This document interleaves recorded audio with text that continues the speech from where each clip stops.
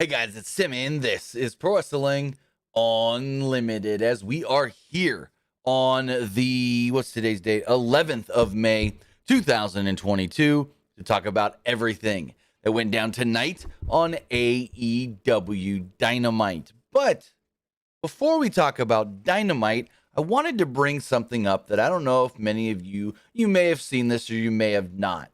Actually, let me do the rigmarole. No, we'll talk about this first, actually. Let me pull this up here on the screen. So I don't know if you guys saw this today, but we may have the new logo for Ring of Honor.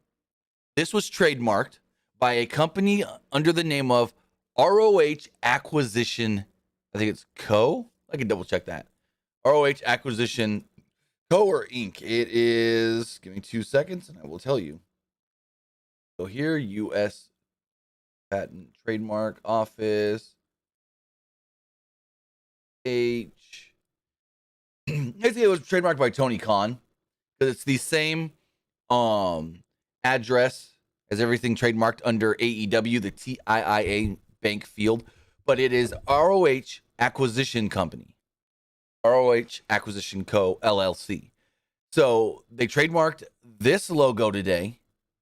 Well, was it? No, it was on the 6th. They trademarked it on the 6th, and people found it today. Well, now, I know what you're going to say first off. Oh, I don't like it in black and white. Don't worry about that. All logos and graphics that are submitted for trademark are usually, from what I've always ever seen, done in black and white. So this is not the final version of the logo, but this is what Tony Khan did, I guess you could say, trademark and submit for trademark. So it's most likely the working logo he's going with for Ring of Honor and his new vision, I guess you can call it, of Ring of Honor wrestling. But with that, I do want to say thank you for joining me here. Twitch.tv/PW Unlimited, YouTube.com/Pro Wrestling Unlimited, and Twitter.com/PW Unlimited. Remember, if you are watching on Twitch, you can help us out a couple of different ways. You can either help us out by hitting that donate button down below or by donating Twitch bits in the live chat. Also, remember, you can help us out by subscribing to the channel one of two different ways. You can either subscribe with a tiered subscription or you can subscribe with Amazon Prime. Because remember, you have Amazon Prime, you take that Amazon Prime account, you take your Twitch account, you link them together, bada bing, bada boom, you're Prime Gaming. Prime Gaming gives you a lot of cool things like free games. One of the free games right now is Dead Space 2. You get not just free games, but you get free stuff for games like Valorant, Grand Theft Auto Online, New World, Fall Guys, and so forth. Also, you can, take that Amazon Prime subscription, link it to your Twitch, get a Prime Gaming account, and boom, you get one free subscription to any Twitch channel you want to subscribe to throughout the month. And I'd greatly appreciate it if you subscribed right here, Pro Wrestling Unlimited. And also remember, it doesn't have to be your Amazon account. It can be anybody's, whether that's your mother, your father, your brother, your sister, your auntie, your uncle, your grandma, your grandpa. But on the flip side, if you're watching over on YouTube, you can help us out over there as well with a super chat or a super sticker donation. Remember, all super chats do get read live on the air. Also, remember to hit that join button down below to become a channel member. As a channel member, you get early access to news, early access to podcast episodes, early access to non-news videos, and so much more. Finally, actually not finally, but if you want to get all that but more directly support us, then head over to the Epic Game Store. Head over to the Epic Game Store. And, well, no. I read something in the chat that's 100% completely wrong, K Ballard. I'll address that here in a second. But the poll is at the top of the chat, Ethan. Anyways, remember, you can head over to patreon.com/PW Unlimited to get exclusive content over there as well. And finally, head over to the Epic Game Store. Head over to the Epic Game Store and buy something, whether that's a new game, an old game, or claiming one of the free games. They'll ask you for a creator code, and you got one. It's PW Unlimited. PW Unlimited. Put in that code, whether you're Again, like I said, buying a game, claiming a free game, or getting stuff for Rocket League, Fortnite, or Fall Guys. Now, we got to address something here in the chat. K Ballard, you are 100% completely wrong there. Yes, Kyle Busch will be racing this week. Yes, Kyle Busch and his wife Samantha welcomed their new baby girl yesterday. We're going off on a little tangent here for a second. NASCAR news. Kyle Busch and his wife Samantha Busch, their baby girl yesterday. And well, K Ballard over here saying Kyle Busch, all caps, won't be racing this week. Yeah, you're full of crap. No, Kyle Busch will race this week. The only way Kyle Busch wouldn't have raced, is if she went into labor on race day. And they had Trevor Bayne there ready to go as a backup last week and if they needed him next week or this coming weekend. But no, Kyle Busch will be racing. Trust me, Kyle Busch will be racing. There's no reason. Yeah, his wife gave birth. There's no reason for him to not be in the race. Like, why wouldn't he go to work? Like, just some people are stupid and don't understand NASCAR. Trust me, people have babies all the time in NASCAR and don't miss a week. Don't miss a week. I mean, Austin Dillon recently, or was it last year, Austin Dillon's wife gave birth. He didn't miss no races. So, I think Tyler Reddick recently had a baby too. So it's like, come on. You have a baby in the middle of the week on a Monday, Tuesday. You'll be at the track on Friday. But get in some AEW news. Well, not news. We talked about the news, the logo, possible actual logo. K Ballard says it's temporary. I don't know, temporary. K Ballard, you don't trademark a logo if it's temporary. You trademark a logo if that's your going idea. Yes, it can be changed. It can be changed before they reveal the real logo, but you don't spend the money. It ain't cheap to submit a trademark. You don't spend the money on a temporary logo because it's not like you submit that logo and go, oh, we're changing it. Can I just change it in the trademark? No, you got to submit an entirely new trademark on an entirely new logo. So unless they're pretty confident that's the logo they're going with, that's why they wouldn't have trademarked it if they weren't pretty confident. Just saying. But as far as Dynamite does go, we did have the opening contest, Adam Cole against Dax Harwood. This match was great when I want to say 14, 15 minutes or so. And it's one of the, in my opinion, one of my favorite matches I've seen in AEW in a long time. And I think it's one of the best singles matches either of these guys have had so far in AEW. So early on, Cole got in Dax's face with the Adam Cole Baby chant. So Dax returned fire with some hard chops. Cole came back with a knee lift. There were loud dueling chants as they exchanged holds and cradle attempts. Cole drove Dax rib first into the ring post, then into the steel steps on the outside. Cole continued to dominate out on the floor through the commercial break. Back from the commercial, Dax turned a ripcord into repeated German suplexes. But Cole came back with one of his own. Dax then fought back and hit a third. They fought on the second rope for a little bit while Cole avoided a diving headbutt, but Dax recovered and hit a slingshot powerbomb for a 2. Cole fired back with a Ushigoroshi for a 2. Dax hit a crossbody for a 2 of his own, but then Cole had a second one scouted and cut him off in midair with a super kick for a close near fall. Dax cradled Cole for a good near fall as well. Cole wanted the Panama Sunrise, but Dax stopped Cole in his tracks and hit the straight pile driver for another good near fall. And I bet you Booker T would have saw that pile driver and went, oh man, that right there was good. Because that was a hell of a pile driver. Again, like Booker T would say, that was good. Dax then locked on the sharpshooter, got a great ovation. Also, they showed Dr. Martha Hart watching from the stands. It was weird the way they showed her because it was like just a zoom right on her face, like they didn't want to show anything else around her. So he tried to get the submission victory, but his injured ribs forced him to break the hold and recover on the floor, just barely making it back in the ring before the 10 count. Like he got 9.5. Back inside, Cole locked on a sharpshooter and forced Dax to tap. So Cole wins with the sharpshooter. Cole will advance to, as we now know, take on Jeff Hardy next week. Speaking of Jeff Hardy, a video package played, hyping up Darby Allin versus Jeff Hardy in the main event. Darby also said, hey, let's make this anything goes. And as we learned, this match was made anything goes. Hangman Page then joined commentary for the upcoming match, CM Punk against John Silver. Now, I am not a hockey fan. I don't watch hockey. What I know about hockey is I can probably name where most teams' cities are.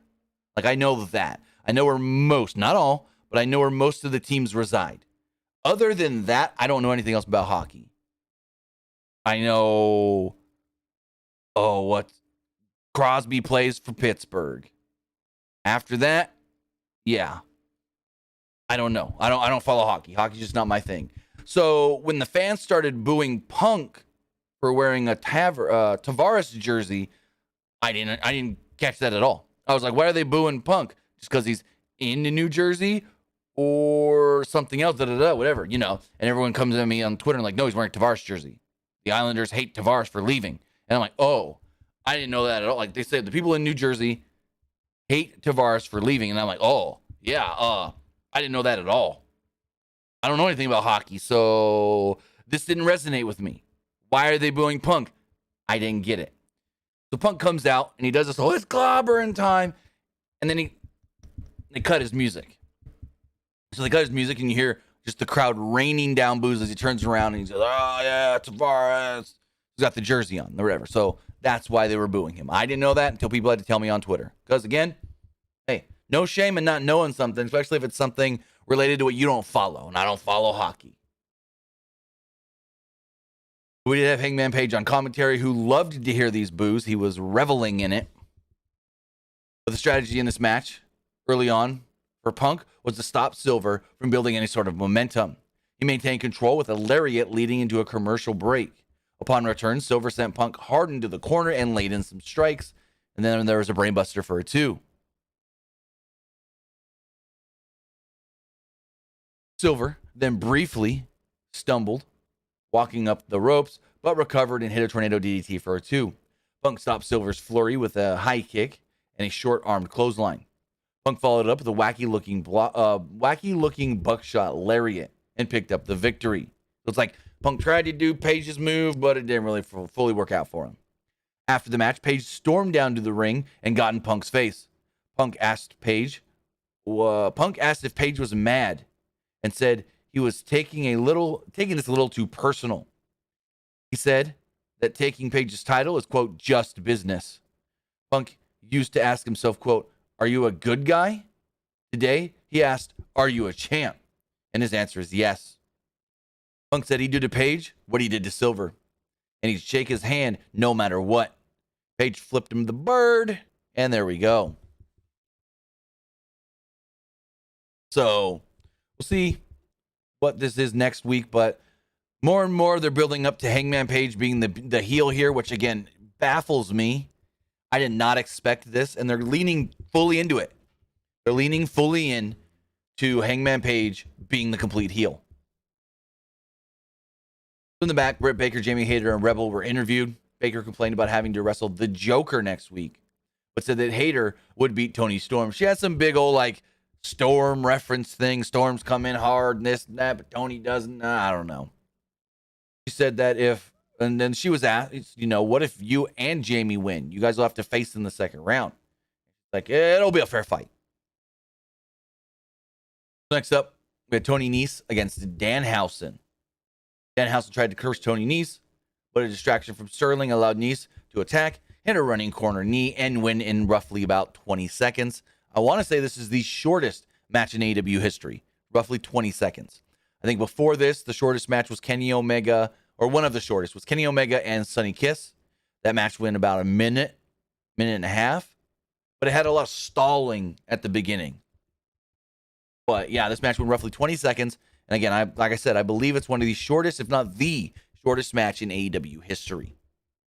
So after the match, Sterling goaded Nice with the fact that he didn't get an entrance. He's like, hey, this guy got an entrance. You beat him and, really quick, da-da-da-da-da. And that pissed off Nice to attack Danhausen with repeated knees.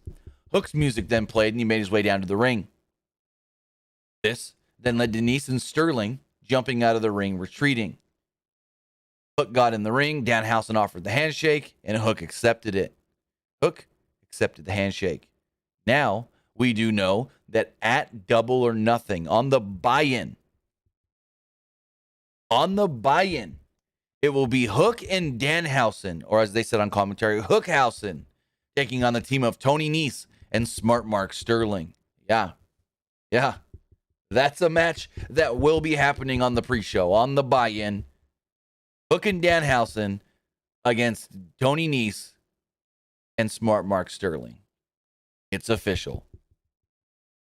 So then we had MJF and Wardlow in their contract signing. This was awesome, but then ended kind of like, are you kidding me? Really? Basically, MJF did his whole shtick. Got an amazing reaction from the crowd here in Long Island.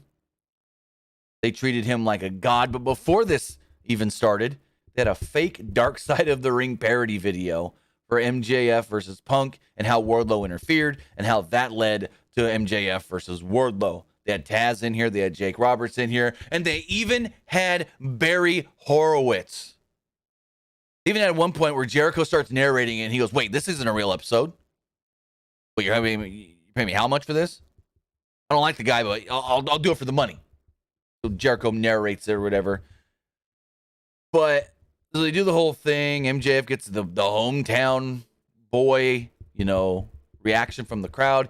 He's wearing an Islanders jersey. It says MJF on the back of it. He does all this great stuff. And MJF compared himself to David and Wardlow to Goliath. He said, quote, Jewish from the Holy Land. And I ain't talking Israel. I'm talking the most magical place in the world, Long Island, New York. He essentially told the fans, okay, I'm going to let Wardlow speak here, but as soon as he does, I need you to boo him so he can't actually talk. Wardlow, go. Boo. And he's like, yep, okay, you did it. All right, we'll let Wardlow talk now. Never mind, I'll talk. And he goes, I got some conditions for you, old war pig.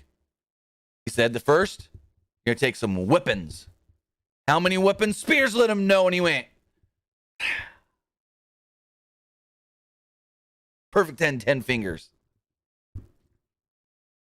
He then said, then you're going to have to take on Spears in a steel cage match. There's going to be a special guest referee. Oh, yeah, that's me. Special guest referee. He then said, then if you pass both of those, you can have me at Double or Nothing. But if I win at Double or Nothing, when I win at Double or Nothing, you will not be allowed to sign a contract with AEW. And so I sent out a tweet going, really? They're doing the same? No, hold on. Because I got to read this. Because this was ridiculous what someone sent me. So the tweet I sent out was, first they said, really?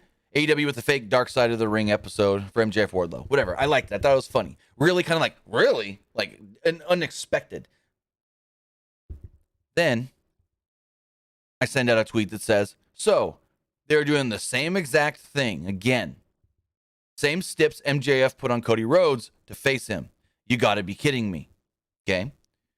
So I send those tweets out or whatever. And someone sends me, I'm not going to say by name, but someone sends me a damn message on Twitter that goes, dude, you have to stop complaining about AEW. Please shut the fuck up. Either watch or don't. Like, really? Who are you to tell me what I can and can't tweet? Who are you to tell me what my opinions can or can't be? Like, no, I'm not going to shut the fuck up. If I think something's not good in my opinion, I'm going to say it. And I thought this segment overall was great, but I didn't like how lazy it was that they're doing the same steps from Cody MJF to Wardlow MJF. I find that lazy booking. You couldn't come up with something new stipulations? That's what I meant by, you got to be kidding me. And someone sends me a tweet, hey, all you do is complain about AEW. Am I complaining about AEW? I loved the opening match tonight. I liked most of this show. Really, actually, if you think about it, I liked this entire show, other than I thought them doing the same steps is stupid.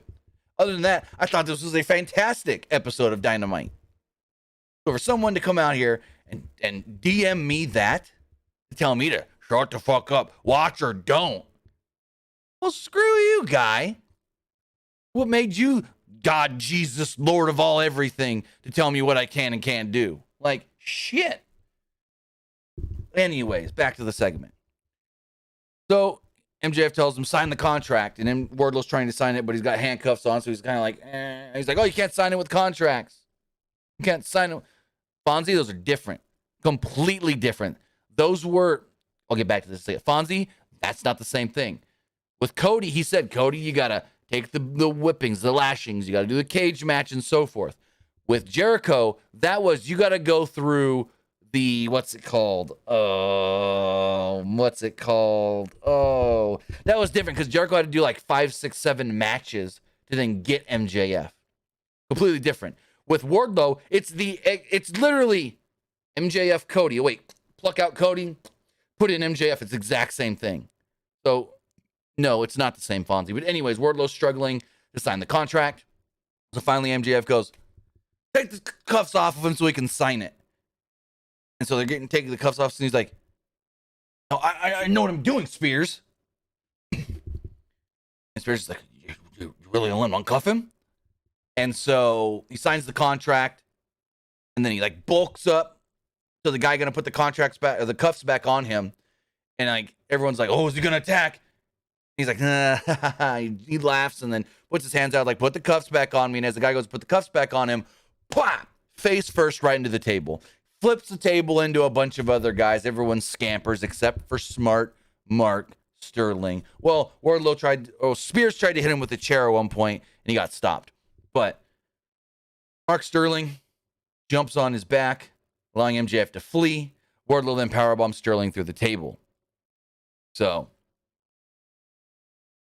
I thought that was entertaining. I liked it a lot. Yes, the labors of Jericho, the 5 labors of Jericho, not the same thing, because this is different kinds of things. Like he has to take the beating, the whoopings, the lashings. Then he's got to do the cage match. And then there's a stip within the match of, if you lose, this will happen to you. With Jericho, it was, you got to beat 5 people before you can get to me. Completely different. Slightly similar, but not the same at all.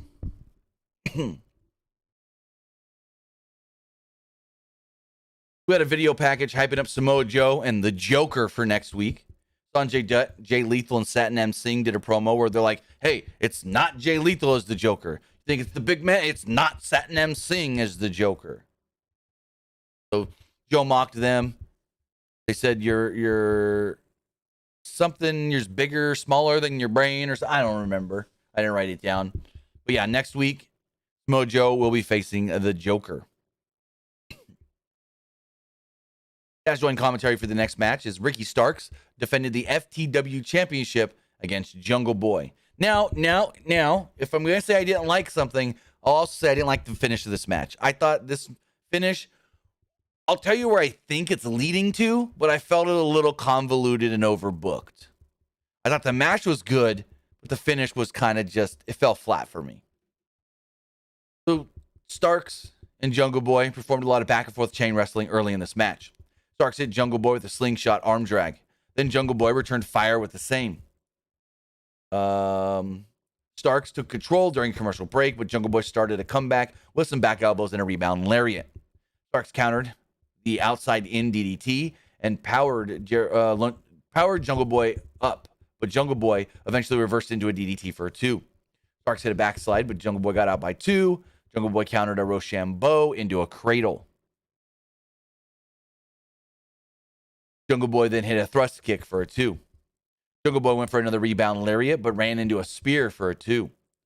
Jungle Boy then locked on the snare trap, forcing Starks to fight to reach to the ropes. Starks grabbed for the FTW belt, but Swerve Strickland ran down to stop him before he used it. Jungle Boy then rolled up Starks, but Swerve inadvertently distracted the official. So the official's sitting there, jaw-jacking with Starks. You gotta leave. And Starks like, I ain't leaving. And he's going back and forth. And then this distracts Jungle Boy. Starks hits the Rochambeau. Jungle Boy gets pinned. Jungle Boy loses.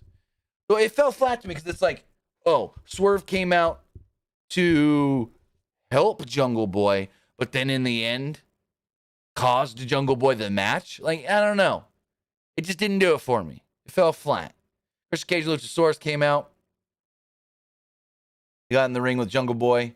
Swerve faced off with Starks and Hobbs. Keith Lee came out. Now it looks like maybe three-way for the tag titles again. Like we just had the last pay-per-view, a three-way for the tag titles. Now it looks like we're going to get another three-way for the tag titles where it's Jurassic Express defending against Keith Lee and Swerve and Team Taz. Like, really? Really? The same thing? But just, again, pluck, insert. As we move forward, we have the Jericho Appreciation Society and their victory speech. Angelo Parker welcomed everyone.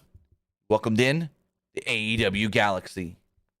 Then Matt Menard said, rather crudely, that he's very proud to be part of the Jericho Appreciation Society. Jericho noted he's technically from the area. He was born around here, but then moved away quickly because he knew this place was a dump. He then threatened a fan with a fireball and said, I could do it. You know why? Because I'm a wizard. He then addressed Eddie Kingston, bringing up his wife, stating that, he's got to go home and tend to his wife, or maybe he'll tend to his wife. And then Dan Garcia said something about being a sports entertainer. Jericho called himself Jericho. He said Jericho 216. And then Moxley's music would hit. Moxley's music hit. He came down to the ring. Jericho told him, what are you doing here? Mind your own business. Get out of here. It's still 1-on-5. And then out came Bryan Danielson. Bryan Danielson brought out Wheeler Yuta and William Regal. He then said, hey, it's still numbers in our favor. And as he's looking at the BCC, up on the other side of the ring, jump up Santana Ortiz and Eddie Kingston. Kingston had some big old wacky makeup on his face to make it look like his face was burned up and whatnot. But they all start brawling. Everyone goes every which way, and Kingston goes for Jericho. Jericho gets thrown out of the ring. Regal then hits him with the power of the punch. And there we go. Not what I would have liked for the Blackpool Combat Club. They don't strike me as a group of, we're going to stand up for somebody. I get it. Moxley and Eddie Kingston are friends, best buds almost, or whatever. But it just feels a little out of character for the Blackpool Combat Club. Which I guess now may lead to, like, let's see, 2.0, Garcia. See, 2.0, Garcia, Jericho, and Hager against Kingston, Santana, Ortiz. No, it would be not Jericho. So it would be Kingston, Santana, Ortiz. BCC makes 6. Jericho, 2.0. That's only 5. Maybe take out, I don't know how you get the numbers right, but we'll see how it goes. But next week, they're going to have some face-to-face with Jericho and William Regal. Again, I thought it was a good segment, but a little out of character for what you would believe the BCC is. All about themselves and beating people's asses. Not coming to the aid of somebody that they're, I guess you could say, close with. Oh, you're right, Gabriel. You can count out Wheeler Yuta because he's going to Japan soon for Best of the Super Juniors. There we go. We get 5-on-5 with no Yuta. Got it. Thank you for reminding me of that, Gabriel. So it would be Jericho, 2.0, Garcia, Hager, Kingston, Moxley, Santana, Ortiz, Danielson. 10-man tag. When it happens, I don't know. We got a Serena Deeb video package. Jim Ross, Tony Schiavone, and Dustin Rhodes all hyped her up. Talked about her upcoming title match against Thunder Rosa. Next up, we had Tony Storm versus Jamie Hayter in an Owen Hart Cup qualifier. Felt like this right here was the weakest point of the show, to be completely honest, because I thought this was just an okay match. I thought the match was just okay. I felt like neither woman actually found their footing in this match. Like, they did good things, but it never felt like it actually got going to me. It was kind of like they were just told what to do and followed by the book. Neither woman could establish an advantage early on. A dropkick sent Hayter to the floor from Storm, but Hayter then booted Storm upon re-entry into the ring. She then maintained the advantage through a commercial break where she suplexed Storm onto the floor. And I think that was the other thing. A lot of this match to me happened during the, I felt like but a good chunk of this match actually happened during the break. So it's like when they came back, like they did a minute or two before the break. Then when they came back from the break, it didn't feel like it was that much more of a match. So maybe that's why it didn't feel all that great to me. Because maybe like half of this match or so was during the break. Back from the break, Storm fired up after a hard forearm and landed a strong hip attack followed by DDT. She then hit a DDT out on the floor.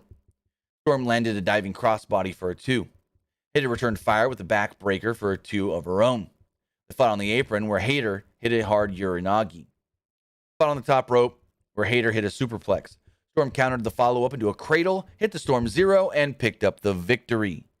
Toni Storm does advance into the next round of the Owen Hart tournament. She'll face the winner of Britt Baker against the Joker. Speaking of upcoming matches, we got a lineup for Rampage this Friday. It is in an Owen Hart Cup tournament match. Riho will take on Ruby Soho. Jade Cargill and the Baddies will speak. The TNT title will be on the line when Scorpio Sky defends against Frankie Kazarian. They played a good Frankie Scorpio hype video. Death Triangle will team up to take on The Butcher, The Blade, and Mark Quinn. Also, Sean Spears will take on Bear Boulder. We learned that next week, Chris Jericho and William Regal will have a face-to-face. In an Owen Hart Cup tournament match, Kyle O'Reilly will take on Ray Fenix. In an Owen Hart Cup tournament match, Britt Baker will face the Joker. In a Owen Hart Cup tournament match, Samoa Joe will face the Joker. Hangman Page will take on, I always butcher this guy's name, Kanotsuku Takashita with CM Punk on commentary. Wardlow will have his 10 lashes. And then in another Owen Hart Cup qualifier, or not qualifier, but tournament match, Adam Cole will take on, well, as we learned, Jeff Hardy. Also, it was announced, we already talked about this, but the buy-in. Hook and Danhausen against Tony Nese and Mark Sterling. Then we had our main event. It was an anything goes first round match for the Owen Hart Cup tournament. Jeff Hardy against Darby Allin. This match was great. Finish kind of came out of nowhere where all of a sudden, like, I was setting up the stream and all of a sudden I hear ding, ding, ding, and you're a winner. I'm like, what? So I had to rewind back a minute or two because the finish kind of just came out of nowhere. But it was basically an unbelievable stunt show. Jeff Hardy at his age taking still unbelievable bumps like this man's going to kill himself. Fucking swanton off the top to the floor onto the steel steps. Holy crap. Man's going to kill himself. But Darby exploded right away with a shotgun dropkick and a tope suicida. He set up a structure with chairs on the outside, but then Jeff sent him face first into the steel steps. Jeff then landed a leaping clothesline off the steps, and Darby then drove Jeff into the ring post. Jeff hit a twist of fate over the ropes. Then he produced a ridiculously tall ladder from under the ring. During a commercial break, Jeff climbed the ladder with Darby incapacitated on the chair structure. Darby popped up and crotched Jeff over the ropes. Darby climbed the ladder and landed the most ridiculous dive ever onto Jeff in the chairs. Seriously, like 20 foot tall onto steel chairs. This is holy crap. Back in the ring, Darby wanted to go for the coffin drop, but Jeff moved towards the apron. This is a weird spot. So Darby's going for the coffin drop. He's all ready to do it. Jeff rolls onto the apron. So they're like, oh, he's on the apron. Darby's still going to do the move. And then Darby jumps, and then Jeff just rolls out of the way. Darby misses the coffin drop, crashes on the apron, whatever. Jeff then went for a swanton bomb. Darby moves, and he lands on the steel steps. Jeff then bounced right off of him, and I'm like, oh, this man just killed himself. Darby, though, recovers and hits the coffin drop. Jeff then just cradles him and picks up the win. Jeff just cradles him. I'm like, huh? That kind of came out of nowhere. So Matt gets in the ring, celebrates with his brother. Sting gets in the ring to console Darby when the Undisputed Elite come out on the stage. They've made it known. Looks like the Young Bucks are staring a hole down into the Hardy Boys. They're like, oh, that's the match for Double or Nothing. The Hardys versus the Young Bucks. I see what's going on. I see what's going on. Okay. Young Bucks versus the Hardys. Jeff's going to lose to Adam Cole. Cole's going to make the finals. And then we get the Hardys. I could see maybe the Bucks screwing Jeff, helping Adam Cole. And then Matt and Jeff get mad and want to face the Hardys. This, that, there we go. So I could see that happening as well. But with that, guys, that was AEW Dynamite. I thought overall, really damn good show. A really, really good episode of Dynamite. But with that, you know what I thought of the show. Now it's time to hear what you guys thought of the show. Remember, you can put your super chats in the live chat over on YouTube. Doing that does help us tremendously. You can also text into 510-906-1341. Again, that's 510-906-1341. But first, let's check the polls to see what you guys thought. As far as the Twitch poll does go, 100% of you liked tonight's Dynamite. Well, that's always good to see. Always good to see. 100% of you liked the show. As far as the Twitter poll does go, oh, Twitter poll never went? Oh, wait, nope. Wrong one. Twitter poll, there we go.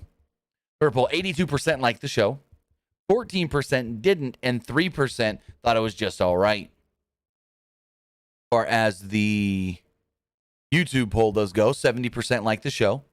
26% thought it was just all right, and 4% did not like Dynamite. As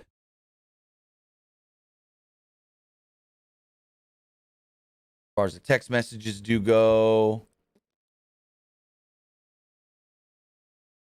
says, who are your picks? The Owen Hart Foundation. For the tournament, I mean, I could really see them going. It depends on who the jokers are. But if I had to pick now, I'd say Adam Cole. I'd say Adam Cole and Tony Storm. Says, thoughts on MJF referencing Cody Rhodes during the contract signing? I forgot to mention that. He said something about his old friend, Cody, the American roller coaster. I mean, it's whatever. I could care less either way.